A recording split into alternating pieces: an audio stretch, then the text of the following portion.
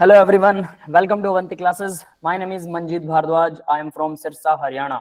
आज हम कल के होने वाले टेस्ट की कुछ प्रिपरेशन करेंगे, तो उसके अंदर एनसीईआरटी के क्वेश्चंस को सबसे पहले सॉल्व करेंगे। जिसे नहीं आते हैं मैं कोशिश करूंगा कि उनको भी आ जाएं, ठीक है। अगर किसी को लेसन का कुछ भी नहीं पता है तो उन्हें भी थोड़ा थोड़ा गेस तो लग जाएगा, but you should have to do it with your pen and notebook, ठीक है। तो आपको पेन और नोटबुक से करने ही पड़ेंगे। देखिए कुछ बच्चे हो सकता है नए हो, तो मैं फिर से रिकॉल कर देता हूं। आप लोगों को अगर गाड़ी चलाना सिखा दें जस्ट थ्योरेटिकली, तो आप गाड़ी नहीं चला पाएंगे। तो क्या करना होगा, आपको गाड़ी चलाने के लिए सिर्फ थ्योरेटिकली से बात नहीं बनेगी, आपको उसका प्रैक्टिकल करना पड़ेगा। लाइक दैट मैं आपको यहाँ समझा दूंगा, आपको समझ आ जाएगा, थ्योरी से न्यूमेरिकल भी समझ आएगा। लेकिन जब तक आप अपने हाथों से नहीं करेंगे तब तक कोई बात नहीं बनने वाली है। तो आपको अपने हाथों से करना ही पड़ेगा at every cost. JEE IIT को क्वालिफाई करने का एक ही तरीका है, और वो है एनसीईआरटी कंप्लीटली कंप्लीट सॉल्व कर दो। मतलब पढ़नी नहीं है, उसके क्वेश्चन आंसर सॉल्व करने ओनली, और उसके बाद सीधा एडवांस लेवल उठा लो, ठीक है। अब एनसीईआरटी को सॉल्व करने के लिए आपको हमारी हेल्प की जरूरत होगी, थ्योरी चाहिए होगा। थ्योरी आ गया तो आप पिछले लेक्चर देख सकते हैं, ऑब्वियस आपके पास रिकॉर्डेड है। उसके बाद में डायरेक्टली आप एनसीईआरटी को सॉल्व कीजिए और उसके बाद में सीधा एडवांस लेवल को सॉल्व कर सकते हैं। एडवांस लेवल में कोई प्रॉब्लम आती है तो आप हमसे रिकॉल कर सकते हैं, हमें व्हाट्सएप कर सकते हैं, मैसेज कर सकते हैं, क्लास में भी पूछ सकते हैं, ठीक है। तो चलिए स्टार्ट करते हैं भाई। सबसे पहले शॉर्ट आंसर टाइप के अंदर एक क्वेश्चन आता है, how many significant figure should be present in the answer of the following calculation. इस कैलकुलेशन के आंसर के अंदर कितने सिग्निफिकेंट फिगर प्रेजेंट होने चाहिए। सिग्निफिकेंट फिगर्स के लिए मैंने क्या बताया था, वैसे तो देखो लीस्ट प्रीसाइज टर्म 2.5 3.5, ठीक है, ये सबसे छोटे वाले हैं। मतलब इनके पास डेसिमल के बाद एक एक डिजिट है, और 1.25 में 2 डिजिट है, 2.01 में 2 डिजिट है। क्लियर है। तो हमने क्या रूल याद किया था, किसी को याद है भाई?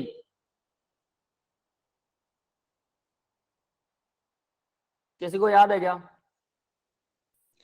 सर जो लीस्ट सिग्निफिकेंट होता है, हम हमारा जो आंसर आता है हमें उसको इसको इक्वल करना होता है। हाँ, मतलब मल्टीप्लाई डिवाइड के, यस बेटा, यस। मल्टीप्लाई डिवाइड के अंदर जो सबसे कम वाले हैं, जो सबसे कम डिजिट वाले सिग्निफिकेंस फिगर जिसमें सबसे कम है, जैसे इसमें 2 है, इसमें भी 2 है, इससे छोटा कोई नहीं है, इसके अंदर 3 है, इसके अंदर भी 3 है, तो हमें लीस्ट वाले के अंदर ही आंसर निकालना होता है मल्टीप्लाई और डिवाइड में। तो यहाँ पर 5.4 आंसर आएगा। हालांकि आंसर बड़ा आ रहा है लेकिन इसके सिग्निफिकेंट फिगर तो सिर्फ 2 ही आएंगे। Yes, got that point. यहाँ से एक रूल सीखने को मिला होगा आपको कि लीस्ट वाला लेना है। हाँ, प्लस माइनस में जो सबसे ज्यादा पॉइंट वाला है वही सिग्निफिकेंट फिगर होता है, और मल्टीप्लाई डिवाइड में जो सबसे कम पॉइंट वाला, जिसमें सबसे कम होते हैं क्वेश्चन के अंदर, वही सिग्निफिकेंट फिगर होता है। तो यहाँ से ये 2 रूल को याद रखिएगा। क्लियर है भाई सबको?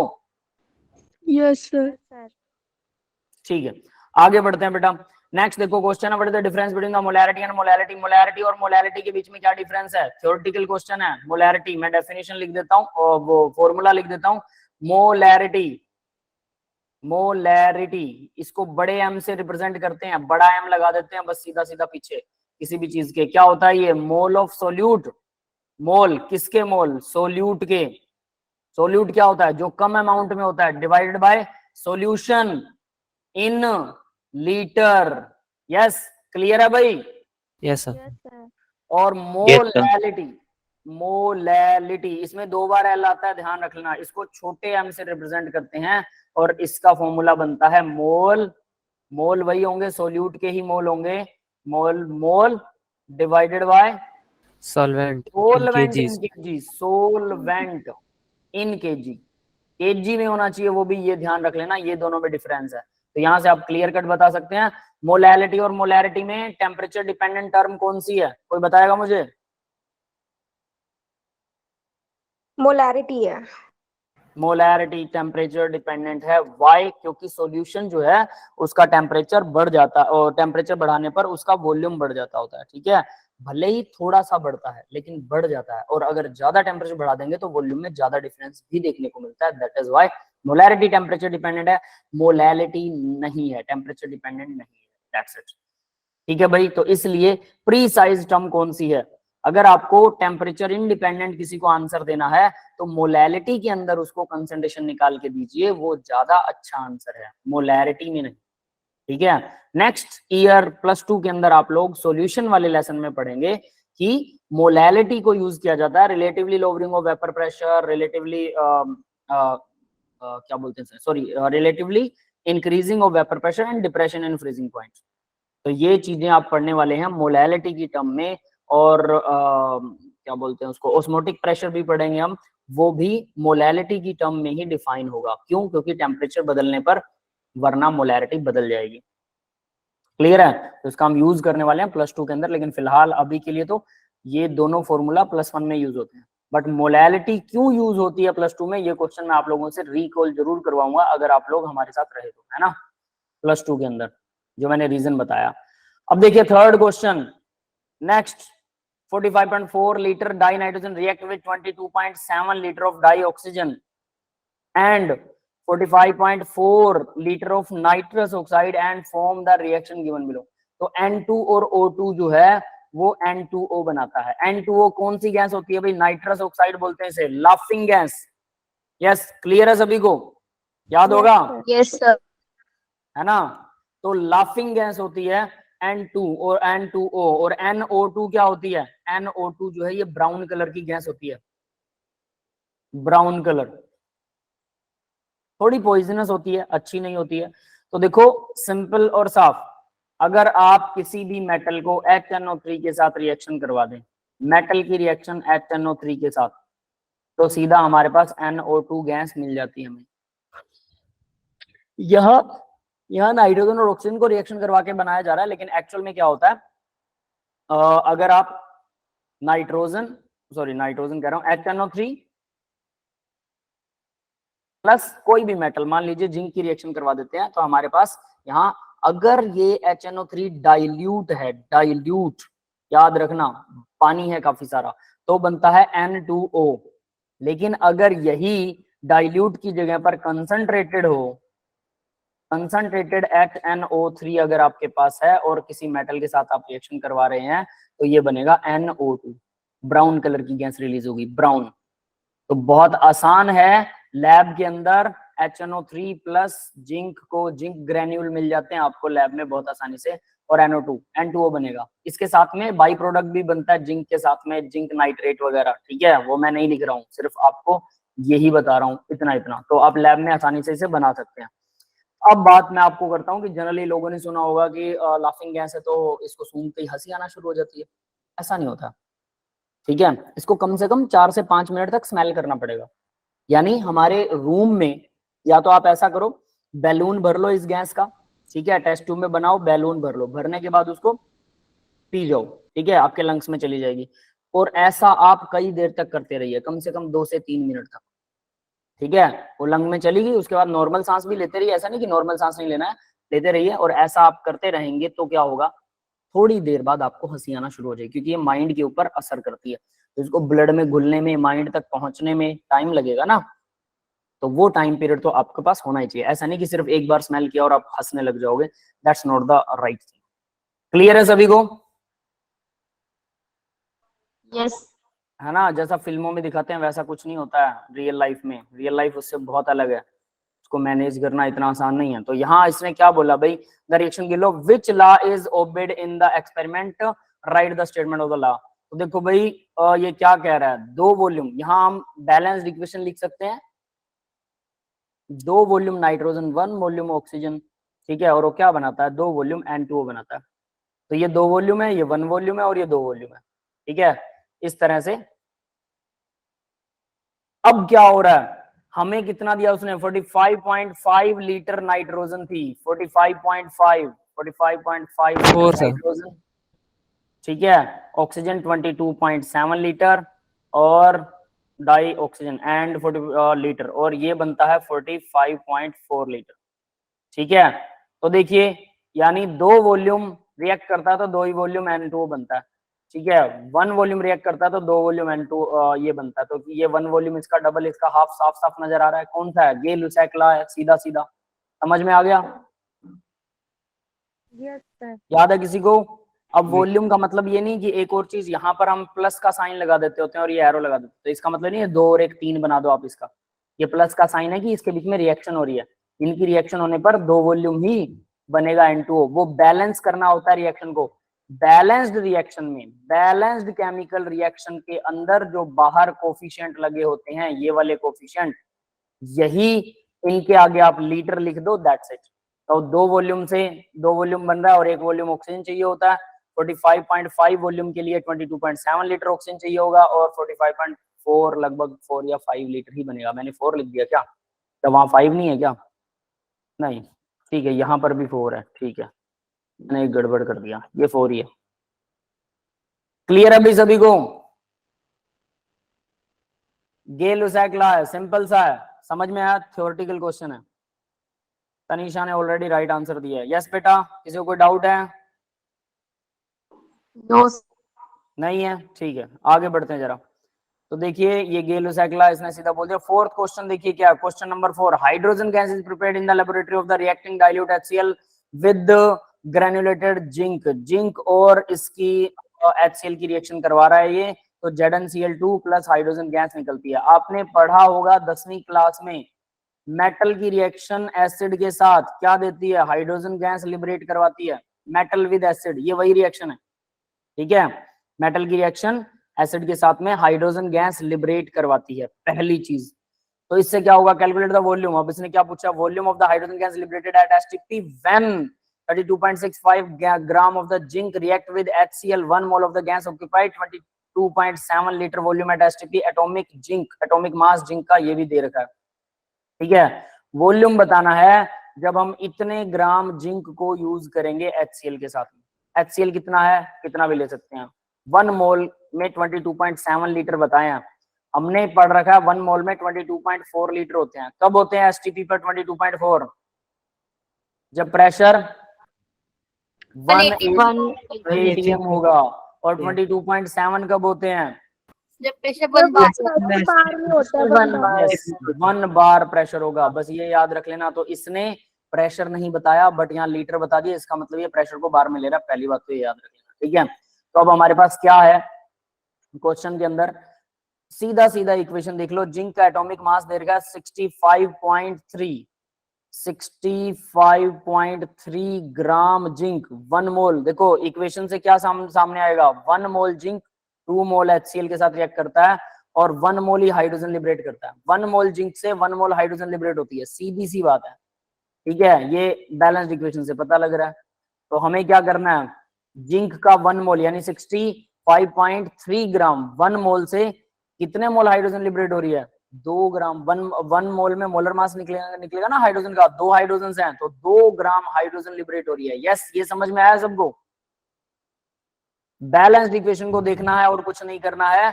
तो बैलेंस्ड इक्वेशन देखिए, मोलर मास निकालिए डायरेक्टली। 1 मोल से 1 मोल ही हाइड्रोजन निकल रही है, लेकिन 1 मोल हाइड्रोजन में 2 ग्राम होते हैं और अपने को कितना दे रखा है उसने? 32.65 दे रखा है, ठीक है। तो यहाँ सीधा सीधा निकाल लो, 1 ग्राम में कितना निकलेगा हाइड्रोजन? 2/65.3 और 32.65 में कितना निकलेगा? 2 डिवाइडेड बाय 65.3 मल्टीप्लाई में 32.65। इतने ग्राम हमारे पास ये हाइड्रोजन आ गई, hydrogen gas in gram. Clear है भाई? Calculate the volume. अब उसने वॉल्यूम कैलकुलेट करने को बोला है STPP के ऊपर, तो वॉल्यूम कैसे कैलकुलेट होगा? ग्राम तो पता है, अब वॉल्यूम देखिए कैसे कैलकुलेट होगा। ये ग्राम समझ में आ गए सबको? Yes sir. अब वॉल्यूम देखिए कैसे। 22.7 लीटर के अंदर 1 मोल होता है, 22.7 लीटर, इसके अंदर इसने बोला 1 मोल मतलब 2 ग्राम हाइड्रोजन। 2 ग्राम हाइड्रोजन में 22.7 लीटर होते हैं। वॉल्यूम निकालना है ना, तो उल्टा लिखेंगे इसको, क्योंकि हमें जो चीज फाइंड करनी है उसको राइट साइड में लिखते हैं। 2 gram hydrogen contains 22.7 litre of volume. तो 1 ग्राम कितना कंटेन करता है? 22.7 डिवाइडेड बाय 2, और कितना है हमारे पास? तो मैंने उसको कैलकुलेट नहीं किया था। 2 मल्टीप्लाई में 32.65 डिवाइडेड बाय 65.3, इतने ग्राम के अंदर कितना होगा? 22.7 डिवाइड बाय 2 मल्टीप्लाई के अंदर 2 इंटू 32.65 डिवाइडेड बाय 65.3। 2 से 2 कैंसिल हो जाए और बाकी की चीजें आप काट सकते हैं। ये कितना आएगा? 32 64, तो ये तो सीधा सीधा इसी से चला जाएगा, 1 और 2 और 22 पॉइंट इतना 11.35 लीटर। यस, क्लियर हो गया भाई? Yes sir. Yes, sir. ठीक है, इतना आएगा, दैट इज इट। तो यहाँ इन्होंने 11.35 ये लीटर में आंसर दे रखा है आपकी स्क्रीन के सामने, ठीक है, एचटीपी के ऊपर। नेक्स्ट क्वेश्चन देखते हैं, फिफ्थ क्वेश्चन है। देखिए जरा क्वेश्चन क्या कहता है, फिफ्थ क्वेश्चन। अगर if the density of 3 molar solution, ये बहुत इंपॉर्टेंट क्वेश्चन है अभी, और बहुत से बच्चों को ना ये तंग भी करता है, और मोस्ट इंपॉर्टेंट क्वेश्चन है। अगर किसी ने पहले मोल कॉन्सेप्ट नहीं पढ़ा हुआ है तो ये क्वेश्चन उसको बहुत तंग करता है सबसे पहली बार जब हम इसको करते हैं। Density of the 3 molar, molal, molal लिखा है। मोलल क्या होता है? एक होता मोलर, एक होता मोलल। 3m दिया है इसने। 3m का मतलब क्या है पता है? m है मोलैलिटी। मोलर लिखा हो ना, मोलैलिटी, तो इसका मतलब मैं कह सकता हूं कि इस सॉल्यूशन की मोलैलिटी हमें दे रखी है। ये गिवन आपको बहुत अच्छे से समझ में आना चाहिए। मोलैलिटी इसने कितनी दी है? 3 मोल। मोलल क्या होता है भाई? 3 मोल सोल्यूट के divided by solvent in KG, तो 1 kg सोलवेंट होगा नीचे, क्योंकि नीचे कुछ नहीं है गिवन, तो यानी 1 तो है ही हमेशा, 1 kg सोलवेंट। ये समझ में आया? ये आपको गिवन है। उसने ये जो लिखा है 3 मोलल सॉल्यूशन, तो इसका मतलब उसने आपको यहाँ मोलैलिटी दे रखी है 3 मोल 1 kg ऑफ सोलवेंट। सोलवेंट क्या होगा? वाटर होगा, तो सोलवेंट यहाँ पे वाटर है तो यहाँ वाटर लगा दो। ये बात समझ में आई? यस बेटा, सबको ये बात Yes, समझ में आई कि sir. नहीं? ठीक है। और NaOH का दे रखा है, तो इसका मतलब यहाँ पर जो मोल दे रखे हैं ये NaOH के मोल हैं। ये भी यहाँ मेंशन कर लेते हैं, NaOH के मोल। ठीक है, अब आगे बढ़ते हैं।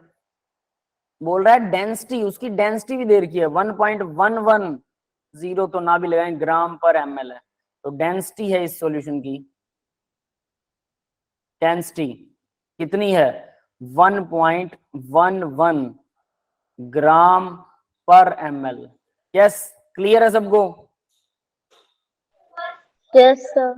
Calculate the molarity, molarity calculate करनी है, तो जो कैलकुलेट करना है यानी बड़ा M, जिससे बड़े M से रिप्रेजेंट करते हैं इसको, मोलैरिटी को। Molarity that is big M, ठीक है। तो क्या आएगा? मोल ऑफ NaOH, सोल्यूट के मोल divided bye solution in litre. तो देखो सोल्यूट के मोल तो ऑलरेडी हैं आपके पास, 3 है ना, वही सेम सॉल्यूशन ही है, यूं तो है नहीं कि सॉल्यूशन बदल गया। बस उसने कहा कि मोलैलिटी ये है, मोलैरिटी बताओ। मोलैलिटी अगर किसी सॉल्यूशन की गिवन है तो मोलैरिटी बतानी है, तो भाई ऑब्वियस है number of mole of solute तो दोनों में सेम रहेंगे, एक ही सॉल्यूशन है। क्लियर है? अब वो कह रहा था कि 3 मोल 1 किलो पानी में घुले हुए हैं, लेकिन मुझे अब बताना है कि टोटल सॉल्यूशन इन लीटर कितना है। सॉल्यूशन लीटर में कितना है? 1 किलो पानी कितना होता है भाई? 1 किलो पानी 1 लीटर होता है। तो जो 3 मोल नमक था, सर सॉरी एक किलो पानी NaOH था, को हम ग्राम में नहीं करेंगे पहले, मतलब अगर वो निकालने के लिए? अरे बेटा देखो 1 kg वाटर जो है उसकी डेंसिटी 1 होती है वाटर की, वो 1 लीटर होता है। उसको आप 1000 ग्राम लिख लो, उसको आप 1000 सेंटीमीटर क्यूब लिख लो, ठीक है। ये सारे 1 लीटर के लिए बराबर हैं, या फिर आप उसे 1000 ml लिख लो। पानी के लिए ये सारी चीजें एक दूसरे के बराबर होती हैं, सिर्फ वाटर हो के गया लिए। ना कि हम अपने हिसाब से वाटर को किसी 1 लीटर को किसी भी तरीके से लिख सकते हैं। हाँ, 1 लीटर को या 1 kg को आप कैसे भी लिख सकते हो, क्योंकि ये सारी चीजें आपस में वाटर के लिए इक्वल होती है। Only for water, not for other things, याद रख लेना। क्लियर है? Yes sir. है ना? Yes, sir. तो इसलिए मैंने क्या लिखा यहाँ पे, पानी जो था मेरे पास 1 kg था तो मैंने लिख दिया 1 लीटर है। पानी मेरे पास 1 लीटर है, लेकिन मुझे तो सॉल्यूशन लीटर में चाहिए, मतलब ये जो 3 मोल और है ना NaOH के, मुझे इसको भी लीटर बनाना है। 3 मोल को लीटर कैसे बनाऊं? तो डेंसिटी देखिए, डेंसिटी सॉल्यूशन की देखिए ग्राम पर ml में, ठीक है। अगर मेरे पास टोटल सॉल्यूशन ग्राम में आ जाए तो मैं डेंसिटी से उसको निकालूंगा। कैसे निकालूंगा? पहले हम टोटल सॉल्यूशन के ग्राम निकालते हैं। मेरे पास सोलवेंट तो ग्राम में है, NaOH भी ग्राम में निकाल लूं तो कैसे निकलेगा NaOH ग्राम? तो उसके लिए देखिए हम क्या करते हैं, NaOH का मोलर मास निकालो सबसे पहले। NaOH का मोलर मास कितना है? 40 ग्राम सर 23 प्लस 16 प्लस 1 कितना 40 है ना। 40 ग्राम पर मोल जरूर लगाया करो मोलर मास में। तो यानी अब मुझे पता है कि 1 मोल में 40 ग्राम होते हैं, तो 1 मोल NaOH कंटेन्स 40 ग्राम। मेरे पास 3 मोल है तो 3 मोल कितना कंटेन करेगा 14 टू 3 120 ग्राम। यस क्लियर है। Yes. तो देखो यानी मेरे पास 3 मोल NaOH था, मोलैलिटी वाली इक्वेशन में लिख रहा हूं 120 ग्राम मेरे पास NaOH था, ठीक है। और 1 kg सोलवेंट है, तो यानी कि टोटल कितना हो गया। अगर मैं टोटल सॉल्यूशन निकालना चाहूं, टोटल सॉल्यूशन कैसे निकलेगा, सॉल्वेंट प्लस NaOH यानी कि 1 kg यानी 1000 ग्राम पानी है प्लस NaOH 120 ग्राम है, तो मेरे पास कितना आ गया 1120 ग्राम टोटल सॉल्यूशन आ गया। ये टोटल सॉल्यूशन है 1120 ग्राम। ये बात समझ में आ गई। यस सर बट मुझे Yes, तो sir. टोटल सॉल्यूशन मुझे किस चीज में चाहिए, ग्राम में नहीं चाहिए, लीटर में चाहिए। मोलैरिटी निकालनी है, मोलैरिटी तो लीटर में होती है, तो ग्राम से लीटर कैसे बनाए, डेंसिटी से ग्राम को लीटर में कन्वर्ट कर सकते हो। तो डेंसिटी के फॉर्मूले में ही देखिए ग्राम पर ml, ml होता है ना, मतलब ग्राम और वॉल्यूम में डिफरेंस बताया होता है कि ग्राम को वॉल्यूम में कैसे कन्वर्ट कर सकते हो। पानी के केस में ये सब बराबर होता है, डेंसिटी 1 होती है, तो 1 ग्राम और 1 सेंटीमीटर क्यूब जो है या 1 ml जो है बराबर होता है पानी के केस में, ठीक है। लेकिन बाकी किसी पानी में अगर उसने कुछ मिला दिया तो फिर वो सेम नहीं रहेगा, उसकी डेंसिटी बदल जाएगी। तो ये डेंसिटी अब क्या बताती है, देखो जरा 1.11 ग्राम अगर सॉल्यूशन है टोटल, तो उसका जो वॉल्यूम है वो इक्वल होगा 1 ml। तो अगर 1 ग्राम सॉल्यूशन है तो वॉल्यूम 1 डिवाइड बाय 1.11 ml। और मेरे पास सॉल्यूशन टोटल मैंने निकाल लिया 1120।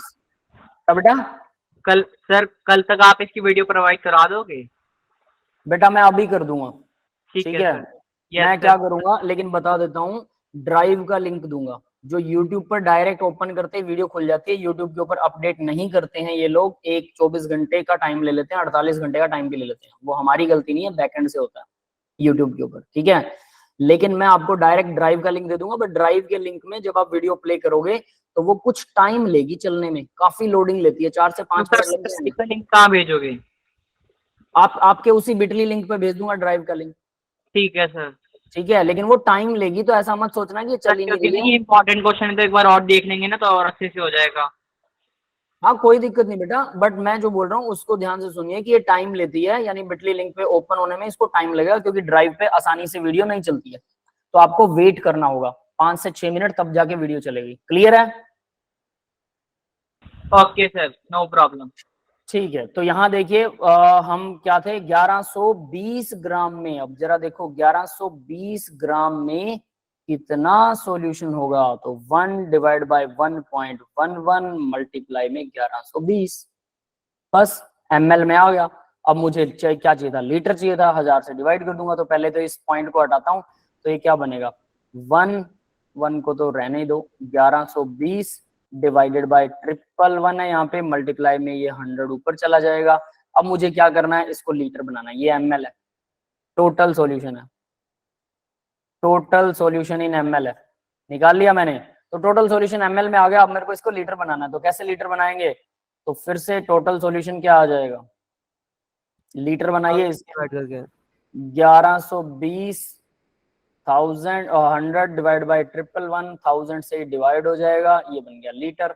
तो ये 10 और 20 टोटल 30, ये कट गए, तो ओवरऑल आ गया 112 डिवाइड बाय 111 लीटर। ये बन गया टोटल सॉल्यूशन इन लीटर।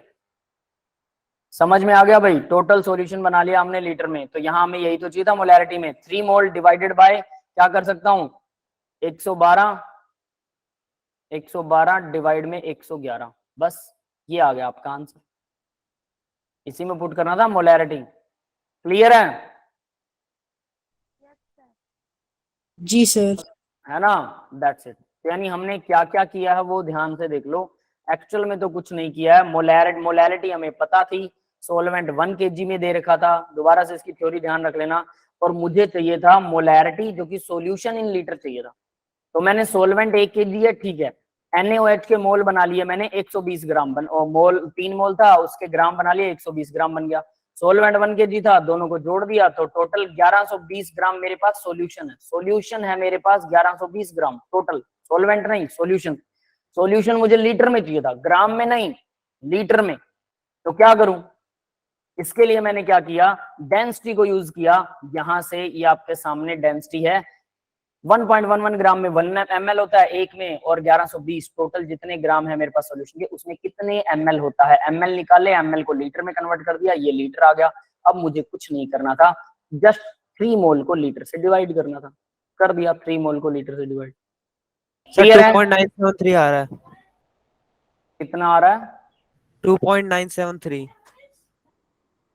ठीक है, तो कोई दिक्कत नहीं है, वो कैलकुलेशन जब आप करोगे तो वो उसी हिसाब से उतना ही आंसर आएगा। ठीक है, तो ये लीजिए, तो ये ओवरऑल अगर इसका आंसर आपने निकाल लिया तो वो आपके सामने, वैसे यहाँ दे भी रखा होगा, है ना, ये रहा 2.973 m, बड़ा M लगा रखा है, इसका मतलब मोलैरिटी निकाल ली उसने। आप रिवर्स भी कर सकते हो इसको, मोलैरिटी अब आपके पास है 2.973 मोलैरिटी है, और मोलैलिटी निकालनी है, मोलैलिटी डबल एल वाला, डेंसिटी यही दी हुई है और जो दिया है वो निकालना है, तो वो 3 आएगा अपने आप ही जब आप रिवर्स करोगे। क्लियर है सबको? इसी सम को रिवर्स करके जरूर देखना, रिवर्स निकाल के जरूर देखना, तब आपको बेटरली ये सम समझ में आ जाएगा। ठीक है, शुरू में अब मैं आपको एक इंसिडेंट बताता हूँ कि जब मैं स्टूडेंट्स को पढ़ाता हूँ तो ये वाला न्यूमेरिकल निकालने के बाद और सारे न्यूमेरिकल निकालने वाले को स्टूडेंट को लगता है कि लो हमें मोलैरिटी नॉर्मेलिटी आ गई है, ये मोलैलिटी भी आ गई है, लेकिन वो प्रैक्टिस नहीं करते हैं, और जब क्वेश्चन पेपर में आते हैं तो वो सब घूम जाता है दिमाग कि इस क्वेश्चन में क्या करना था, कैसे करना, उन्हें समझ ही नहीं आता इसमें मोलैरिटी निकालें, कैसे फाइंड आउट करें, क्योंकि सिचुएशन बदल जाती है। तो आपको practice, lots of practice you should have to do, आपको वो करनी पड़ेगी, तब जाके क्वेश्चन सॉल्व होना शुरू होंगे। ठीक है, तो प्रैक्टिस जरूर कीजिए बेटा, वरना वहम रहेगा कि हमें आते हैं बट वो आते नहीं होंगे। That is the big problem with students. आगे देखिए question number 6, if 4 gram of the NaOH dissolved in 36 gram of the water, 4 gram NaOH है और 36 ग्राम पानी आपके पास, इन दोनों को उसने डिसोल्व कर दिया। ठीक है, चलो calculate the mole fraction of each component in the solution. Mole fraction निकालना, आपको फॉर्मूला आना चाहिए मोल फ्रैक्शन का। Also determine the molarity of the solution, molarity भी निकालनी है सॉल्यूशन की। Specific gravity of the solution 1 ग्राम पर ml दे रखी है, ये स्पेसिफिक ग्रेविटी 1 ग्राम पर ml है, इसका भी यूज करेंगे, डोंट वरी। ठीक है, समझ में आ गया भाई सबको? Yes sir. क्वेश्चन क्या है, तो देखो, यानी मेरे पास सीधा सीधा 4 ग्राम, मैं इसको थोड़ा विजुअलाइज करता हूं आपके लिए, एक बॉक्स बनाते हैं। NaOH है, 36 ग्राम वाटर है, तो ये वाटर है हमारे पास, वाटर है 36 ग्राम वाटर लिया मैंने, और इसी के अंदर मैंने क्या किया, NaOH को डिसोल्व कर दिया, तो ये NaOH इसके अंदर घुल जाएगा, पूरा का पूरा NaOH इसके अंदर डिसोल्व हो जाएगा। तो यहां पर आपके पास में है NaOH जो कि कितना है, 4 ग्राम NaOH इसमें डिसोल्व कर दिया। वो कह रहा मोल फ्रैक्शन निकालो, तो मोल फ्रैक्शन क्या निकलता होता है भाई, मोल फ्रैक्शन, मान लो हम NaOH का मोल फ्रैक्शन निकाल रहे हैं, हर किसी दोनों के लिए निकालना है ना, बोला है कि ईच कंपोनेंट का, तो NaOH का मोल फ्रैक्शन क्या आएगा, number of moles, mole of NaOH divided by total mole. Yes, ठीक है, तो सॉल्व Yes, कर sir. सकते हो। मोल कैसे निकलेंगे NaOH के, NaOH का मोल देखिए, given mass by molar mass, given मास कितना है 4 ग्राम, मोलर मास कितना है 40 ग्राम, अभी अभी कैलकुलेट किया था, है ना। इसके डिवाइड में टोटल मोल, टोटल मोल किसके होंगे भाई, टोटल मोल NaOH के तो आएंगे ही आएंगे, प्लस में वाटर के आएंगे। वाटर के कितने ग्राम दे रखे हैं 36, गिवन मास कितना है 36 ग्राम, मोलर मास कितना है 18 ग्राम। क्लियर है, ये आ गया। Yes, sir. अब same as it is water के लिए भी निकाल सकते हो आप, तो वाटर के लिए इसका मोल फ्रैक्शन क्या निकलेगा, given number of mole of water, तो वाटर के लिए given mass divide by molar mass, divide में आएगा टोटल मोल, टोटल मोल मतलब NaOH के मोल प्लस वाटर के मोल।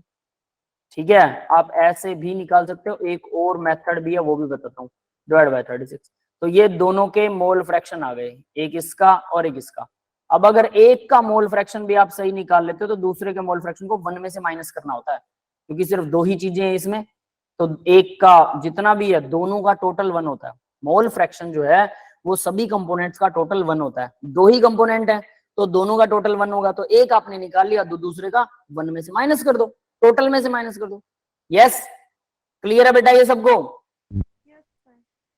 Everyone is getting my point ना? Yes. ठीक है, आगे बढ़ते हैं अब जरा।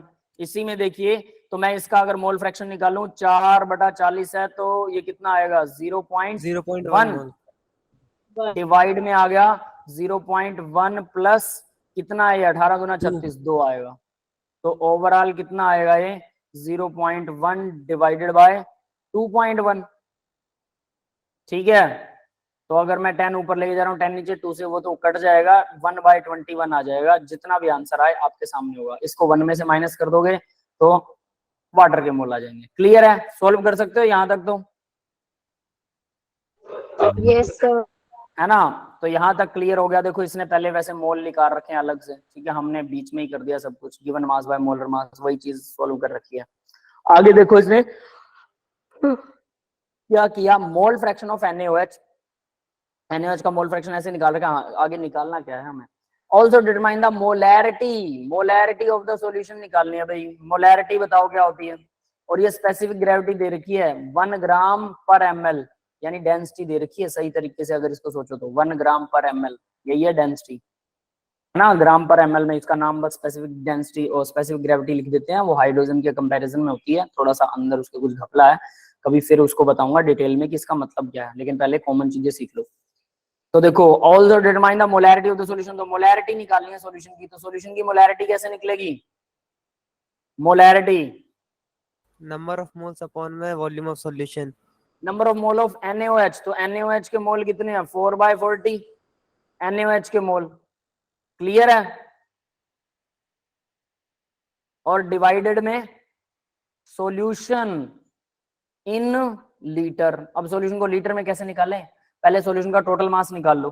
टोटल मास कैसे निकलेगा, 4 ग्राम NaOH प्लस 36 ग्राम क्या है टोटल, 40 ग्राम हो गया टोटल सॉल्यूशन। ये समझ में आ गया बेटा? Yes sir. टोटल सॉल्यूशन 40 ग्राम हो चुका है। अब हमें उसने स्पेसिफिक ग्रेविटी दे रखी है उसकी 1 ग्राम पर ml, ठीक है, यानी 1 ग्राम में 1 ml होता है, तो 40 ग्राम में कितने ml होंगे, 1 ग्राम सॉल्यूशन कंटेन्स 1 ml, तो 40 ग्राम में कितने होंगे, सीधे सीधे 40 ml, सीधा डायरेक्टली 40 ml कर सकते हैं। अब 40 ml आ गया, यानी कि मुझे ml में पता लग गया, मेरे को तो सॉल्यूशन लीटर में चाहिए था, ये रहा लीटर में। तो लीटर के लिए क्या करें, कुछ नहीं करना, 1000 से डिवाइड कर दो बस। तो अब मैं क्या लिख सकता हूँ, मोलैरिटी इक्वल 4/40 को 0.1 लिख दिया, डिवाइड के अंदर आ गया 40 ml ऊपर 1000 मल्टीप्लाई में चला गया, 10 से ये 10 कट गई, इसका पॉइंट हटा के यहाँ पर 10 लगा, इसका पॉइंट से ये कट गया, तो आपके पास में क्या आएगा 1/4 कितना आ गया 0.25 मोलैरिटी। 10 डिवाइड बाय 4 नहीं आएगा, डिवाइड बाय 4 क्या 10 डिवाइड बाय divide by 4. अच्छा 10 रह गया क्या, ठीक है 10 रह गया, रुको 1 मिनट, चलो 10 रह गया, हाँ वे मैं 0 खा गया, ठीक है। 10 डिवाइडेड बाय 4 आएगा, तो ये आ जाएगा 2.5 बस m, दैट्स इट, इसकी मोलैरिटी आ गई। यस क्लियर है सबको? Yes sir. Yes. That's it, ठीक है।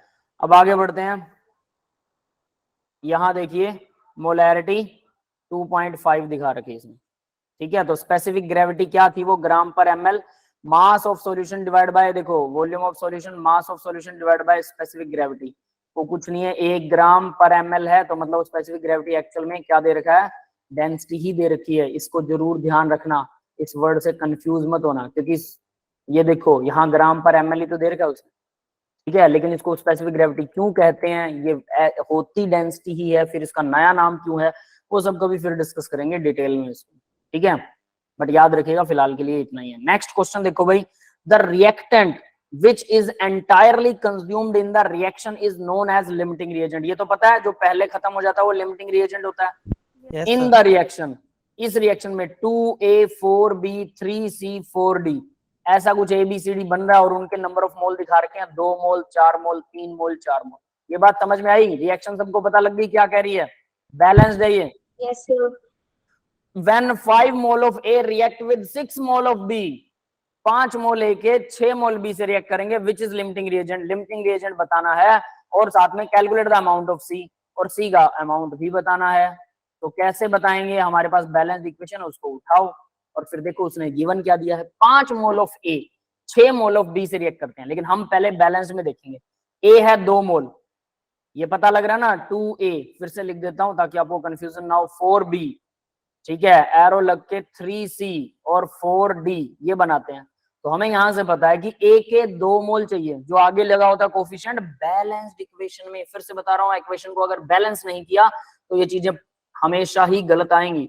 बैलेंस्ड इक्वेशन के अंदर 2A, A और B दे रखे हैं उसने, 2A के लिए लगता है 4B। यस, लगता है ना, डबल लगता है उससे। क्लियर है?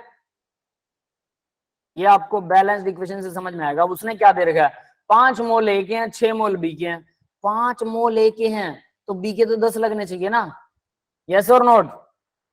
Yes, sir. सीधा पता लग रहा है। तो वैसे हम इसको यूनिट लगा के करेंगे। 2 mole A require equal to 4 mole of B, ठीक है, 4 मोल ऑफ B। अब ये याद रख लेना, ये यूनिट लग गया। तो 1 मोल A के लिए कितना मोल B रिक्वायर्ड होगा? 4/2, ठीक है। और हमारे दे कितना रखा है? 5 मोल A के लिए कितना रिक्वायर्ड होगा? 4/2 इंटू 5, तो ये कितना आ जाएगा? 10 मोल। बट हमें B कितना दे रखा है? B तो हमारे पास 6 मोल है। यस, ये रहा क्वेश्चन में हमने बैलेंस इक्वेशन से निकाला 5 मोल A के लिए कितना मोल B चाहिए है। B अपने पास है 6 मोल और हमें चाहिए है 10 मोल। इसका मतलब B क्या है? Limiting reagent. Which is limiting reagent? Answer आ गया B। हाँ भाई, क्लियर है सबको? Yes, sir. अब नेक्स्ट देखो, calculate the amount of C formed. C कितना बनेगा? तो जब B कम है, हमें पता लग गया B कम है, तो हम B को लेके चलेंगे, B को पूरा कंज्यूम करेंगे, A को नहीं लेके चलेंगे अब, क्योंकि B पूरा कंज्यूम हो जाता है। तो देखो B से 4 मोल B से कितना मोल C बनता है भाई? C बनता है 3 मोल। 4 मोल से 3 मोल बन रहा है। बैलेंस्ड इक्वेशन से ही चलेगी यूनिट। 3 मोल बन रहा है C। अब अपने पास B कितना दिया उसने? 6 मोल दिया। 1 मोल B से कितना C बनेगा? 3/4। और 6 मोल टोटल B दे रखा उसने, तो 3/4 मल्टीप्लाई में 6, तो आ गया 6 × 18, 18/4, 4 × 16, 2 और 0 4 5 20 मोल ऑफ C। तो इतना C बनेगा। That will become. क्लियर है ये question? Yes guys, Yes, sir. सबको समझ में आ गया ना बेटा? ठीक है, आगे बढ़ते हैं। नेक्स्ट देखिए, तो यहां इन्होंने 4.5C निकाल भी रखा। नेक्स्ट है लॉन्ग टाइप आंसर क्वेश्चन, ठीक है। देखो अब क्या है, a vessel containing 1.6 gram of dioxygen at STP के अंदर इसने दे रखा 1 एटमॉस्फेरिक प्रेशर। ना दिया हो तो भी 1 मानते हैं हम, ठीक है, गिवन हो तो बहुत अच्छी बात है। और ये 273.15 है ना, एक्चुअल वैल्यू 273.16 होती है केल्विन में 0 डिग्री सेल्सियस पर, बट हम इसको 15 भी लगा देते हैं और कई बार ओनली 273 केल्विन ही लिख देते हैं, क्योंकि उसको एवरेज कर रहे हैं हम होल नंबर के अंदर। क्लियर है ना बेटा सबको? कई जगहों पर 16 भी लगाते हैं। 16 एग्जैक्ट वैल्यू है बेटा, वही बता रहा हूँ। 273.16 केल्विन जो होता है वो 0 डिग्री सेल्सियस होता है। ये बिल्कुल एग्जैक्ट वैल्यू है, एकदम सही, ठीक है। लेकिन इसको क्योंकि 6 से डिवाइड करना किसी चीज को और 5 से, देखो किसी भी चीज को अगर लास्ट में 5 आता है ना तो उसका डिवाइड मल्टीप्लीकेशन होल नंबर हो जाता है, ठीक है। तो इसलिए इसको 5 लिख दिया 0.5। लेकिन कई जगह पर ये पूरा ही उड़ा देते हैं, हमें इतनी जरूरत नहीं होती है, ठीक है। सीधा सीधा 273 लिख दो, दैट्स इनफ। सिर्फ इतना लिख देते हैं। क्योंकि हमें होल नंबर में निकालना होता है, जरूरत नहीं है उसको पॉइंटों में फाइंड करने की, क्योंकि उससे कोई बहुत ज्यादा फर्क तो पड़ता नहीं है। यस, क्लियर है सबको? Yes sir. ठीक है, ये याद रखिएगा, एग्जैक्ट वैल्यू तो 0.16 ही होती है। आगे देखो बेटा, इसमें एटमॉस्फेरिक प्रेशर दे रखा है 1 एटमॉस्फेरिक प्रेशर, ठीक है, वो ऑब्वियस है, बट प्रेशर 1 एटमॉस्फेयर होगा एसटीपी के ऊपर। वेसल के अंदर इतने ग्राम डाइऑक्सीजन है, वेसल है कोई और वो ग्राम में दे रखा है, ग्राम में दिया और लीटर में दिया, हमें कोई दिक्कत वाली बात नहीं है। The gas is now transfer to another vessel at constant temperature, temperature उतना ही रखा, गैस को ट्रांसफर कर दिया दूसरी वेसल में, ठीक है, where pressure become half of the original pressure. तो पहले जितना प्रेशर था बाद में क्या हो गया, हाफ हो गया, half of the original pressure, original pressure का हाफ हो गया। Calculate the new vessel, volume निकालना है न्यू वेसल का, number of molecules of dioxygen, dioxygen के मॉलिक्यूल्स भी निकालने हैं, ठीक है। तो देखो मॉलिक्यूल तो डायरेक्ट निकाल सकते हो आप, उसमें तो कोई दिक्कत नहीं है। 1.6 ग्राम ऑक्सीजन के अंदर कितने मॉलिक्यूल होते हैं, जरा देखो, O2 में 32 ग्राम होते हैं ना पर मोल, ये तो कंफर्म्ड है, यानी मैं लिख सकता हूं 32 ग्राम के अंदर 1 मोल, 1 मोल का मतलब कितना होता है, एवोगैड्रो नंबर 6.022 ठीक है। इतने क्या होते हैं, मॉलिक्यूल्स होंगे, ऑब्वियस है, क्योंकि हमने मॉलिक्यूल लिया था ऑक्सीजन का। देखो ऑक्सीजन का एटम नहीं लिया था, अगर एटम निकालना चाहते तो एक मॉलिक्यूल में 2 होते तो उसको डबल से मल्टीप्लाई कर देंगे। तो 32 ग्राम में इतने हैं, तो 1 ग्राम में कितने होंगे भाई, सीधा सीधा इसके एवोगैड्रो नंबर जो है इसके नीचे आ जाएगा 32, और फर्दर उसने कितने ग्राम दी है, 1.6 ग्राम दे रखा है ऑक्सीजन, तो Avogadro number divided by 32 multiply में 1.6। तो इसको अगर यहाँ 10 लगा देते हैं, 16 1 जा 16 2 जा, और 10 जो है वो ऊपर जाके माइनस की पावर बन जाएगा, क्या आएगा 6.022 इंटू 10⁻22 डिवाइडेड बाय 2।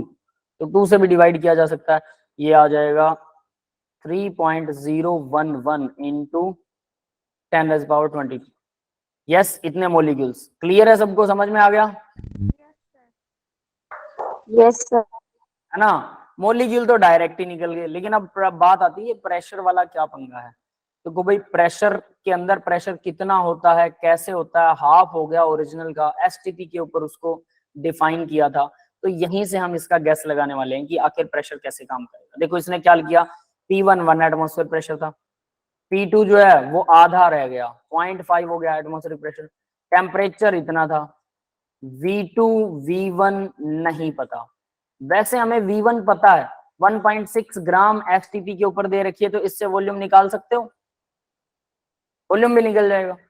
हमें पता है एटमॉस्फेयर है ना 22.4 लीटर एसटीपी के ऊपर गैस जो होती है वो 1 मोल होती है, 1 मोल मतलब 32 ग्राम होगी ऑक्सीजन। ये समझ में आई ये वाली लाइन, ये समझ में आया सबको? Yes sir. ठीक है, तो यानी 32 ग्राम, मुझे पता है 32 ग्राम 1 मोल होता है, तो यानी कि, और 1 मोल जो है वो मोलर मास जो है वो 22.4 लीटर के बराबर होता है, और मेरे पास मास है कितना, 1 ग्राम कितना होगा, 22.4 डिवाइड बाय 32, और 1.6 एक्चुअल में मेरे पास ग्राम के अंदर उसने मास वो दी थी, गैस दी थी, तो ये मेरे पास 32 मल्टीप्लाई में 16, 1.6 है, और 10 नीचे आ जाएगा, 16 1 जा 16 2 जा, ये आ जाएगा 2 1 जा 2 1 जा 2 2 जा, डिवाइड में 10 है, तो ये आएगा 1.12, इतने लीटर मेरे पास गैस आ जाएगी। ये समझ में आ गया? यानी ये 1.6 ग्राम जो है ये एक्चुअल में कितनी होती है, 1.12 लीटर होती है एसटीपी पर, एट एसटीपी। समझ में आ गया भाई? ये यहां तक सबको समझ में आया? इसका मतलब मैं V1 को लिख सकता हूं 1.12 लीटर, यहां उसने निकाल के भी यही दिखाया, लिख सकते हैं? Yes sir. तो प्रेशर आपको P1 पता है, P2 पता है, ठीक है। P1 कितना था, 1 एटमॉस्फेयर प्रेशर के ऊपर ये इतने लीटर थी, प्रेशर P2 हाफ रह गया, तो ऑब्वियस है उसने बोला था हाफ ऑफ द ओरिजिनल, तो वो 0.5 एटमॉस्फेयर हो जाएगा, है ना। टेम्परेचर, पहले टेम्परेचर था 273, कोई दिक्कत नहीं है, बाद में भी टेम्परेचर तो उसने बदला ही नहीं है। गैस ट्रांसफर होती है कांस्टेंट टेम्परेचर पर, यहाँ लिखा हुआ है कांस्टेंट टेम्परेचर, तो टेम्परेचर T1 T2 लिखने की जरूरत नहीं है। फिर द प्रेशर बिकम हाफ, तो बोल रहा है number of molecule of dioxygen, volume of the new vessel. New vessel का volume, that is the question, new vessel का वॉल्यूम कितना है, तो आपको V2 निकालना है, V2। समझ में आया? V1 तो हमें पता है, कैसे निकलेगा, कोई आइडिया लगा सकता है? अब ये जो क्वेश्चन है ना, ये 5वें लेसन से थोड़ा सा लिंक करता है, ठीक है, थोड़ा सा क्या, काफी लिंक करता है। PV इक्वल NRT, यहाँ हम जो इक्वेशन यूज करने वाले हैं, कंसंट्रेशन से ला सकते हैं। PV इक्वल NRT, ये है आइडियल गैस इक्वेशन। ये फॉर्मूला इस लेसन का नहीं है, ये क्वेश्चन भी इस लेसन में नहीं देना चाहिए था, लेकिन क्योंकि जब दो लेसन्स आपस में मिक्स होते हैं और उनके ऊपर मतलब कंबाइन होकर क्वेश्चंस आते हैं, तो भाई वो इस तरह के क्वेश्चंस आएंगे, मतलब पहले और 5वें लेसन को मिला के ऐसे क्वेश्चन आएंगे। अब हमने 5वां लेसन नहीं किया है, ऑब्वियस है, तो फिर आप ये क्वेश्चन अटेम्प्ट अभी के लिए नहीं कर सकते हो, बट क्योंकि हम बैठे हैं तो ऑब्वियस है हम आपको 5वें लेसन का थोड़ा सा झलक देके आपको करवा सकते हैं। मतलब आपने पहला लेसन पूरा पढ़ लिया हो ना जिस बच्चे ने, वो भी ये क्वेश्चन, कुछ क्वेश्चंस आप लोग देखेंगे IIT के मेंस के और एडवांस लेवल के, कुछ क्वेश्चन आप सोल्व नहीं कर पाएंगे, आपको लगेगा पूरा लेसन पढ़ लिया फिर हमसे सोल्व क्यों नहीं हो रहा क्वेश्चन। दो ही कारण है, पहला कारण है प्रैक्टिस कम होना, दूसरा रीजन है कोई नया कॉन्सेप्ट जो किसी दूसरे लेसन में लगेगा, जो कि बाद में आपको याद किया करवाया जाएगा, तो आपको वो यहाँ लगाया जा रहा है। दूसरा रीजन रेयरली होता है, 10% दूसरा रीजन होता है, मतलब कोई दूसरा कॉन्सेप्ट लग रहा है इस क्वेश्चन में, और बाकी का 90% तो आपका प्रैक्टिस ना होने की वजह से आप क्वेश्चन सोल्व नहीं कर पाओगे। ये समझ में आ गया सबको? ये बात कंफर्म्ड है? सर 2 से मल्टीप्लाई करेंगे इसके लिए? देखते हैं नहीं, बेटा, वॉल्यूम। रुक जाओ, मैं पहले ये क्वेश्चन वो बता दूं, ठीक है। फॉर्मूला तो देखो भाई, P क्या होता है, प्रेशर, V क्या होता है, वॉल्यूम, N होता है नंबर ऑफ मोल, R होता है गैस कांस्टेंट, ये कांस्टेंट रहेगा, T होता है टेम्परेचर। तो यहां से अब हम इसको ऐसे लिखेंगे जरा, इस इक्वेशन को, P1 V1, number of mole same रख लेते हैं, R कांस्टेंट होता है, उसकी भी टेंशन नहीं है, T1, और मैं इसको लिख दूं P2 V2 equal NR T2, ऐसा लिख सकते हैं? Yes sir. तो यहाँ पर अब देखिए इनका रिलेशन क्या लिखूं फिर मैं, N और R तो कॉमन, अगर दोनों को डिवाइड कर दूं तो देखो P1 V1 divided by P2 V2 equal हो जाएगा T1 बाय T2, हो जाएगा कि नहीं, है ना। N और R दोनों के कॉमन है, कट जाएंगे, नंबर ऑफ मोल्स अगर सेम है, और हमारे केस में भी नंबर ऑफ मोल सेम है क्योंकि सेम ही गैस ले रहा है। तो मुझे P1 और V1 पता है, P1 पता है, P2 पता है, दोनों पता है, P1 और P2। V1 पता है बिल्कुल, V1 भी पता है, ये रहा 1.12, ठीक है। V2 वॉल्यूम बताना है मुझे, T1 और T2 ये तो कांस्टेंट है, दोनों कांस्टेंट है ना, इसकी जरूरत नहीं है। अगर ये कांस्टेंट है तो मैं P1 P2 को इस तरफ लेके आ सकता हूँ। अब याद रख लेना, मैंने यहाँ से आपको एक यूनिवर्सल फॉर्मूला बनाने के लिए ऐसा किया था। तो अगर ये दोनों कांस्टेंट हैं तो यानी इसकी वैल्यू आप 1 लगा सकते हो, इस तरफ दोनों सेम है ना, तो दोनों 1, 273 दोनों कट जाएंगे, 1 डिवाइड बाय 1, ठीक है। तो आप इसे 1 मान सकते हैं क्योंकि ये कांस्टेंट है, तो मैं ऐसा लिख सकता हूँ P1 V1 इक्वल होता है P2 V2। यस, समझ में आ गया? ये बात समझ में आई सबको? Yes sir. आइडियल गैस के लिए 5वें लेसन में इस फॉर्मूला को करेंगे, PV equal NRT, PV pressure into volume, N number of mole, R gas constant, T temperature, इसके इक्वल होता है। और अगर हम ऐसी दो इक्वेशंस ले लेते हैं एक ही गैस के लिए जिसमें उसका प्रेशर वॉल्यूम हम बदल देते हैं, जैसा कि इस केस में हो रहा है कि इस गैस का प्रेशर और वॉल्यूम बदला जा रहा है, प्रेशर बदल गया, हाफ हो गया, वॉल्यूम बढ़ जाएगा, गैस का वेसल बड़ी हो गई, वॉल्यूम बढ़ जाएगा अपने आप, क्योंकि गैस तो जिस वेसल में डाल दोगे उसी का वॉल्यूम ऑक्यूपाई कर लेगी, है ना। गैसेस जिस बर्तन में होती हैं उसका वॉल्यूम ऑक्यूपाई कर लेती हैं, तो यहाँ पर ऐसा ही हो रहा है। तो यानी कि इसका प्रेशर वॉल्यूम बदल रहा है, टेम्परेचर फिक्स है, NRT फिक्स है, तो मैं सीधा सीधा लिख सकता हूँ P1 V1 की मल्टीप्लाई P2 V2 की मल्टीप्लाई के इक्वल है, दैट्स इट। या ऐसा भी कर सकते हो, वरना दोनों को डिवाइड कर दो, T1 T2 की वैल्यू सेम भर दो, तो आपके पास, या जिसकी भी वैल्यू जो भी कांस्टेंट है उसकी वैल्यू 1 1 भर दो, क्योंकि वो दोनों एक दूसरे से कट जाएंगे, सेम है ना वो। तो उसकी वैल्यू 1 आ जाएगी। तो फिर आपके पास एक सीधी सीधी इक्वेशन आ जाएगी। 5वें लेसन के अंदर ये फॉर्मूला बहुत यूज होगा। इस फॉर्मूले के बेस पर 90% ऑफ द क्वेश्चन सोल्व हो जाते हैं। ठीक है भाई, क्लियर है ये सबको? तो यहां से V2 निकाल सकते हो। अब फॉर्मूले में भरना है बस V2। Yes, you can find it or not, yes sir. Yes sir, है ना? 2.22 प्रेशर है। P1 P2 भर दो भाई, उसके बाद P1 और P2 आप भर दोगे, V1 भी भर दोगे, तो सिर्फ V2 ही तो सर निकाल। 2.24 लीटर आएगा। जितना भी आएगा, आगे आंसर भी दिया होगा बेटा, है ना? देखो इसने ये वाला फॉर्मूला लगाया, अब ये कहाँ से आया आपके दिमाग में? अब ये चीज क्लियर हो गई होगी। P1 V1 equal P2 V2, ठीक है? तो V2 की वैल्यू आ गई P1 V1 divide by P2, तो इक्वल आ गया 2.24। यस बेटा, 2.24 ही आता है, राइट। ठीक है, क्लियर है सबको? और number of moles of di hydrogen तो हम पहले ही निकाल चुके हैं, ठीक है? और उसके अलावा बस ये क्वेश्चन सॉल्व कर चुके हैं। नंबर ऑफ मॉलिक्यूल भी पहले ही निकाल चुके हैं, ठीक है? That's it. 9th क्वेश्चन देखिए। अब इन्होंने देखो क्या कर रखा था, अगर आप ध्यान से देखो, लार्ज क्वेश्चन टाइप तो दे दिया, ये लार्ज वार्ज नहीं है। आप लोग कई बार देखेंगे कि एडवांस का क्वेश्चन है, लेकिन वो आपको लगेगा ये तो बहुत छोटे लेवल का क्वेश्चन है, तो मेंस में देना चाहिए, एडवांस में क्यों है ना? तो ऐसा होता है, कई बार छोटा क्वेश्चन भी एडवांस में डाल देते हैं। तो लॉन्ग आंसर टाइप का मतलब हमेशा लॉन्ग क्वेश्चन ही नहीं होता है, हो सकता है कि एवरेज का क्वेश्चन हो, लेकिन कॉन्सेप्ट अलग हो सकता है उसका। तो इसलिए कॉन्सेप्ट को सीखने के लिए क्वेश्चन कीजिए, छोटे बड़े का ध्यान मत दीजिए कि छोटा क्वेश्चन है या बड़ा है। नेक्स्ट क्वेश्चन देखो भाई, और 10 ही क्वेश्चन है हमारे पास, उसके बाद स्ट्रक्चर ऑफ एटम के क्वेश्चन आ जाएंगे। तो देखो next question, Nova, calcium carbonate react with the aqueous HCl to give the CaCl2 and carbon dioxide according to the reaction। तो रिएक्शन दे रखी है CaCO3, ये रिएक्शन याद रख लेना, CaCO3 कैल्शियम कार्बोनेट, संगमरमर का पत्थर, मार्बल, जो व्हाइट कलर का मार्बल पत्थर होता है, CaCO3 जो है वो 2HCl के साथ रिएक्शन करेगा। बैलेंस की हुई है, आपको बैलेंस आना चाहिए, अगर नहीं है बैलेंस तो बैलेंस जरूर कीजिए।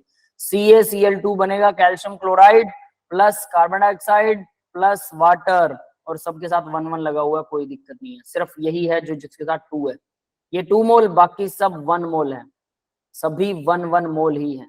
क्लियर है ये बात सबको? बैलेंस्ड इक्वेशन बहुत जरूरी है किसी भी मोल कॉन्सेप्ट के क्वेश्चन को करने के लिए। अगर रिएक्शन काम में आ रही है तो पहले तो आपको रिएक्शन याद होनी चाहिए, नहीं याद है तो क्वेश्चन सॉल्व नहीं हो सकता। फिर रिएक्शन याद कर ली, उसके बाद उसको बैलेंस करना बहुत जरूरी है, तो बैलेंस इक्वेशन ही हमारे काम की होती है, ठीक है? तो चलिए अब आगे बढ़ते हैं इसी में। देखिए बेटा, what mass of CaCl2 will be formed when 250 ml of 0.75 molarity 76 molarity HCl react with the 1000 gram of CaCO3? Name the limiting reagent, calculate the number of the moles of the CaCl2 formed in the reaction। बड़ा भयंकर सा question लग रहा होगा, है ना? लेकिन ध्यान से देखोगे तो इसमें कुछ भी नहीं है। इसने क्या बोला, mass of CaCl2 will form, तो आपको CaCl2 का इसका मास निकालना है, इसका मास निकालना है, ये याद रखना। क्या दे रखा है, 250 ml सॉल्यूशन है HCl का, तो आपके पास HCl 250 ml नहीं है, 250 ml का सॉल्यूशन है HCl का, ये चीज ध्यान रखना। ये 250 ml है HCl, क्लियर है? लेकिन टोटल HCl की मोलैरिटी दे रखी है इसने, मोलैरिटी कितनी दी हुई है, 0.76 मोल पर लीटर। 1 लीटर में इतना मोल HCl है और 250 ml आपको दे दिया, तो यहां से आपको HCl की वैल्यू निकालनी है सबसे पहले तो, क्योंकि HCl एक्चुअल में कितना है, कैसे निकालें? 1 लीटर मतलब 1000 ml के अंदर HCl कितना है भाई, 0.76 मोल HCl है, मोल, ग्राम नहीं बात कर रहे, फिलहाल मोल की बात कर रहे हैं। तो 1 ml में कितना मोल होगा, 0.76 डिवाइडेड बाय 1000, और कितना बोला उसने, 250 ml। हमें दिया तो सिर्फ 250 ml है उसने HCl का सॉल्यूशन, तो 250 ml में HCl एक्चुअल में कितना आएगा? ये बात समझ में आई सबको? 1 जा और ये 4 जा। यस बेटा, क्लियर है ये? 0.19 सर। ठीक है, देखते हैं, डिवाइड बाय 4, ठीक है? तो ये आ जाएगा 0.1 कितना, 3 और 9, ठीक है, 19 मोल, ठीक है? इतने मोल हमें HCl दिया उसने, एक्चुअल में उस बंदे ने 250 ml HCl में से हमें सिर्फ 0.19 मोल HCl ही दिया है, इतना ही HCl है आपके पास, ये आपको पता होना चाहिए। अब क्वेश्चन को दोबारा पढ़ते हैं। तो देखो 250 ml में इतना मोल HCl रिएक्ट करता है, तो HCl यहाँ पर तो मोलैरिटी अलग दे रखी है, लेकिन एक्चुअल में तो उसने इतना ही मोल दिया, 0.19 मोल, हमारे पास 0.19 मोल HCl निकला। ये मोल HCl रिएक्ट करता है 1000 ग्राम ऑफ CaCO3 से। CaCO3 1000 ग्राम है, ठीक है। Name the limiting reagent. तो देखो भाई CaCO3 का मोलर मास निकालो पहले। कैल्शियम का मोलर मास कितना होता है? 40, कार्बन का 12, ऑक्सीजन का 16 होता है, 3 ऑक्सीजन लगे हैं 48, कितना बन गया? 60 और 40 100 ग्राम। तो यहां अब आपको क्या लिखना है? 1 मोल ना, 1 मोल में कितने ग्राम होते हैं? 100 ग्राम। तो 100 ग्राम CaCO3 रिक्वायर्ड होता है। HCl डबल लगता है उससे, 2 मोल लगता है, तो 2 मोल में कितने ग्राम होते हैं? HCl के 1 मोल में कितने हैं? 35 होता है। 35.5 क्लोरीन प्लस 1 कितना हो गया? 36.5। 36.5 1 मोल में होता है, 2 मोल है, 36 दूना 72 और 73 यानी 73 ग्राम। 2 मोल जो है वो 73 ग्राम होता है। 73 ग्राम HCl अगर यूज करते हो तो CaCO3 यूज होता है 100 ग्राम। यस, ये पॉइंट क्लियर हो गया बैलेंस्ड इक्वेशन से। सिर्फ बैलेंस्ड इक्वेशन देखिए और उसमें कुछ नहीं किया। समझ में आया सबको? यस बेटा। तो हमें तो 1000 ग्राम दे रखा CaCO3, 1000 ग्राम, और अपने पास HCl 1 मोल भी नहीं है। HCl तो 0.19 मोल है, 1 मोल में ही 36.5 ग्राम होते हैं, तो 0.19 में तो कम ही होंगे। तो लिमिटिंग रिएजेंट समझ में आ गया कौन है? HCl कम अमाउंट में दे रखा है भाई। क्लियर है? ये देख के पता लग गया होगा HCl लेस है हमारे पास, तो उसने बोला word name the limiting reagent, तो लिमिटिंग रिएजेंट हो गया HCl। यहां से कंफर्म्ड हो गया। अब आगे देखिए, calculate the number of the mole of the CaCl2 formed in the reaction. Number of mole CaCl2, इसके कितने मोल बनेंगे ये निकालना है, ठीक है। तो इसके मोल के लिए क्या करें? हमें पता है अब HCl खत्म हो जाएगा, ये हमें कम दे रखा है। कितना दे रखा है? ये 0.19 मोल दे रखा है। तो सीधी सी बात, 2 मोल HCl जब यूज होता है तो 1 मोल CaCl2 बनता है। यहां से डायरेक्ट निकाल लो। तो यहां देखो 2 मोल HCl makes CaCl2 कितना? 1 मोल CaCl2। ये समझ में आ गया। और हमें HCl कितना देगा? 1 मोल अगर HCl यूज करेंगे तो 1/2 मोल CaCl2 बनेगा। और अगर हमारे पास 0.19 मोल HCl है, ग्राम में हो तो हम ग्राम निकाल लेंगे मोल से, उसमें कोई फर्क नहीं पड़ता है। तो 1/2 इंटू 0.19 कितना आ जाएगा भाई? ये 0.095 मोल। That's it. क्लियर है भाई? That is the right answer. तो यहां इन्होंने आंसर भी निकाल रखा होगा। कहां निकाल रखा है? नेक्स्ट पेज पर होगा, है ना? समझ में आ गया सभी को? कुछ गड़बड़ निकाला क्या हमने? ये रहा, ठीक है ठीक है, ये रहा भाई। इतने मोल निकलेगा, बिल्कुल सही है। मोल तो हमने निकाल लिए, ये रहा मोल, लेकिन इसने तो ग्राम भी निकाल रखे हैं। तो ग्राम कैसे निकालेंगे? मोलर मास निकाल लो इसका। 111 ग्राम होता है मोलर मास CaCl2 का। 111 ग्राम में 1 मोल होते हैं, तो इतने मोल में कितने ग्राम होंगे? सीधा दोनों की मल्टीप्लाई हो जाएगी मोलर मास से और आपके पास 10.54 ग्राम आ जाएगा। बट उसने ग्राम नहीं कहे थे भाई। Number of moles of CaCl2 formed in the reaction, mole पूछे थे, नंबर ऑफ मोल, ठीक है। तो मोल तो हमने डायरेक्टली निकाल दिए, ग्राम की जरूरत नहीं है, बट एटलीस्ट उसने एक्स्ट्रा कर रखा है, ग्राम निकाल रखे हैं, तो आप भी निकाल सकते हो। क्लियर है बेटा? यस, क्लियर है क्या? Yes sir. ठीक है, आगे देखिए। नेक्स्ट क्वेश्चन 10th है, last not the least question, सबसे लास्ट वाला क्वेश्चन है ये। Books contain some identical red colour balls.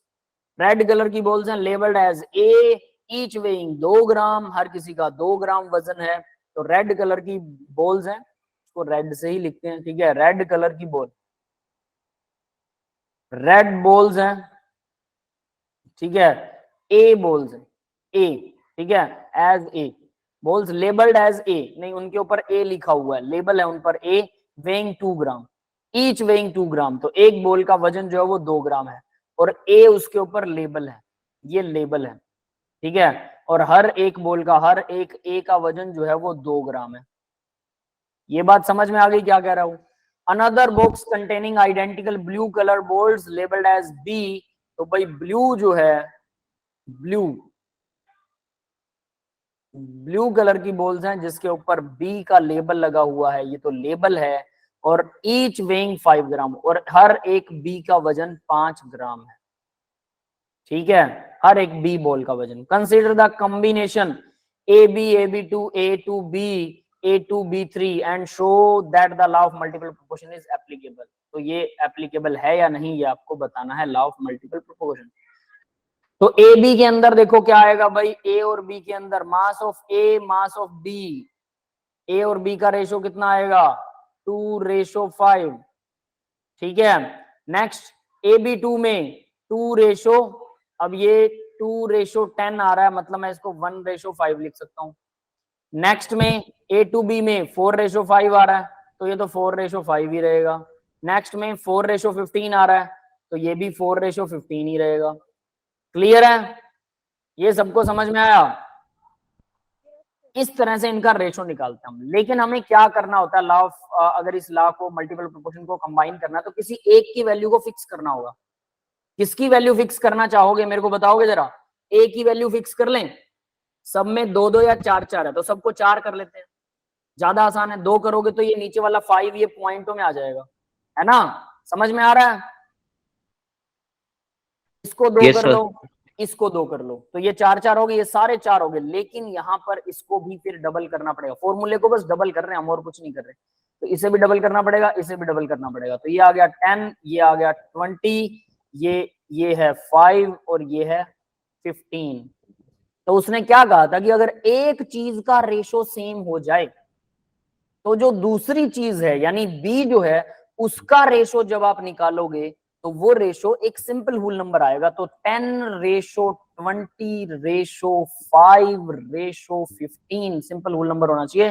5 दूना 10, 5 चौका 20, 5 1 जा 5, 5 3 जा 15। तो ये 2413 that is the simple whole number 2413। Clear है बेटा? Yes sir. That's it. तो ये कुछ इस तरह से लॉ ऑफ कॉम्बिनेशन होगा और ये आसान सा क्वेश्चन है, इसमें तो कुछ है नहीं, रद्दी क्वेश्चन है, ठीक है। हाँ भाई, इसके अलावा किसी को और कोई प्रॉब्लम है, कोई डाउट है मोल कॉन्सेप्ट से तो बता दो। और मैं मोल कॉन्सेप्ट के लिए एक और चीज यहाँ जरूर मेंशन करूंगा, नॉट ओनली दिस वन, ठीक है, और वो आपको जरूर पता होनी चाहिए। वो क्या है वो देख लो। तो कल नॉर्मेलिटी के क्वेश्चंस भी आएंगे? नॉर्मेलिटी नहीं आएगी बेटा, अभी नहीं आएगा नॉर्मेलिटी। नॉर्मेलिटी हम आगे जब वो हो जाएगा, क्या बोलते हैं इसको, success n factor v factor, तब अच्छे से डिटेल में नॉर्मेलिटी आ सकती है। बट एटलीस्ट नॉर्मेलिटी के क्वेश्चंस जरूर, फॉर्मूले जरूर याद कर लेना, क्योंकि 8th लेसन में नॉर्मेलिटी के फॉर्मूलों के ऊपर ही बेस्ड आपको कुछ ना कुछ समझ में आएगा। क्लियर है? Yes sir. ठीक है, अब आगे बढ़ते हैं जरा। देखिए, मैं अब आपको एक चीज करवाने वाला हूं मोल कॉन्सेप्ट के बारे में। मोल कॉन्सेप्ट का फॉर्मूले सबको आते हैं, सारा सिस्टम। मोल वो एक बॉक्स बना हुआ था, अगर मैं इसको बॉक्स की तरह रिप्रेजेंट करूं तो मोल को अगर आप कन्वर्ट करना चाहते हो किस चीज में, एरोज लगे हुए थे ना, मोल से अगर आप एवोगैड्रो नंबर बनाना चाहते हो, गिवन मास बाय मोलर मास क्या होता है, नंबर ऑफ मोल्स। तो यहां पर अगर मैं मास कह दूं, गिवन मास या मास,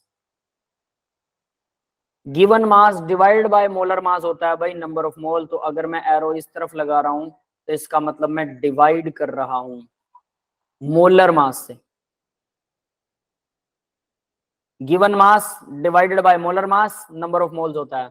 और गिवन अगर मैं मोल को मल्टीप्लाई कर देता हूं मोलर मास से, मल्टीप्लाई करते हैं मोलर मास से तो मास बन जाता है। नंबर ऑफ मोल मल्टीप्लाई में मोलर मास, मास बन जाता है। ये वाली टेबल आती है सबको?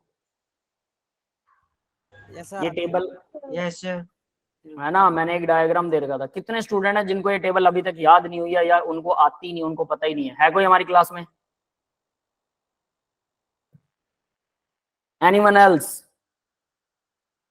सबको आती है? कृष्णा आपको नहीं आती बेटा? यस बताइए। नहीं आती है, चलो ठीक है, मैं लिख रहा हूं, बट आपको फिर उसकी प्रैक्टिस बहुत करनी होगी भाई। चलो जिन बच्चों को आती है फिर मेरे को बताओ भाई, वो बच्चे मेरे को हेल्प करेंगे मल्टीप्लाई डिवाइड के अंदर। ये तो था नंबर ऑफ, मैंने क्या बना दिए, नंबर ऑफ मोल्स, मास और मोल बना दिए। एवोगैड्रो नंबर Na को क्या होता है 6.022 10⁻23। तो अगर मैं मोल को मल्टीप्लाई करता हूँ, 1 मोल में इतने एवोगैड्रो नंबर होते हैं, तो 2 मोल में कितने एवोगैड्रो नंबर होंगे? ऑब्वियस है, 2 से मल्टीप्लाई कर दो तो उतने एवोगैड्रो नंबर हो जाएंगे 3 में। तो अब यहाँ बताइए मल्टीप्लाई और डिवाइड क्या होगा? मोल को अगर मल्टीप्लाई कर देता हूँ एवोगैड्रो नंबर से, ठीक है, तो नंबर ऑफ पार्टिकल्स आ जाते हैं। यहाँ मैंने गलत लिख दिया इसको, number of particles, Avogadro number बीच में आएगा, ठीक है। तो मल्टीप्लाई अगर मैं कर देता हूं एवोगैड्रो नंबर से मल्टीप्लाई में, यानी कि 6.022 10⁻23, तो क्या आ जाता है? Number of particles. और अगर मैं डिवाइड कर देता हूं इसको एवोगैड्रो नंबर से, डिवाइड एवोगैड्रो नंबर मतलब वही 6.022 10⁻23 से, नंबर ऑफ पार्टिकल्स को एवोगैड्रो नंबर से डिवाइड करूंगा तो मोल आ जाएंगे, और मल्टीप्लाई कर दूंगा एवोगैड्रो नंबर से तो पार्टिकल्स आ जाएंगे। क्लियर है भाई ये सबको? Yes sir. Yes sir. अब हम एक और चीज करते हैं, लीटर वाली। Litre, number of moles 22.4 litre से मल्टीप्लाई करेंगे तो क्या आएगा? वॉल्यूम वॉल्यूम 22.4 लीटर से अगर मल्टीप्लाई करते हैं तो वॉल्यूम आ जाएगा गैस का, है ना। Volume of gas at STP, याद रख लेना वो, ठीक है, एसटीपी के ऊपर। और अगर मैं उसे डिवाइड कर देता हूं 22.4 से, 4 लीटर से अगर डिवाइड कर देते हैं, वॉल्यूम को डिवाइड कर दिया तो नंबर ऑफ मोल्स आ जाएंगे। क्लियर है? ये समझ में आ गया? Yes sir. तो अब आपको यही टेबल याद करनी है। मल्टीप्लाई वाले सारे याद कर लो, डिवाइड वाले तो अपने आप आ जाएंगे, ठीक है। तो मल्टीप्लाई वाले देखो, मोलर मास से मल्टीप्लाई कर दो, नंबर ऑफ मोल को मोलर मास से मल्टीप्लाई करेंगे, मास आता है, एवोगैड्रो नंबर से मल्टीप्लाई करेंगे, पार्टिकल आ जाते हैं, और 22.4 लीटर से मल्टीप्लाई करेंगे तो वॉल्यूम ऑफ गैस आ जाता है, ठीक है। एक और चीज बताता हूँ, ये नंबर ऑफ मोल्स हो गए। अब हाँ, गिवन मास बाय मोलर मास, अगर गिवन मास को मोलर मास से, मास को मोलर मास से डिवाइड करते हो तो नंबर ऑफ मोल आते हैं। ये बहुत जनरल फॉर्मूला है, याद रख सकते हो। ये सारे 6-7 फॉर्मूले इकट्ठे आ गए। अब एक और चीज होती है भाई, जो एक फॉर्मूला और है, बता देता हूँ, vapour density, 2 into vapour density. Molar mass को निकालने का तरीका, मोलर मास इक्वल होता है 2 इंटू वेपर डेंसिटी। अगर आपको वेपर डेंसिटी दे रखी हो, वेपर डेंसिटी, डेंसिटी नहीं, वेपर डेंसिटी अगर दी हो, तो मोलर मास वहां से निकाल सकते हैं बहुत आसानी से। 2 into vapour density molar mass होता है। ये फॉर्मूला भी याद रखना है। क्लियर है? Yes sir. ये समझ में आ गया? ठीक है।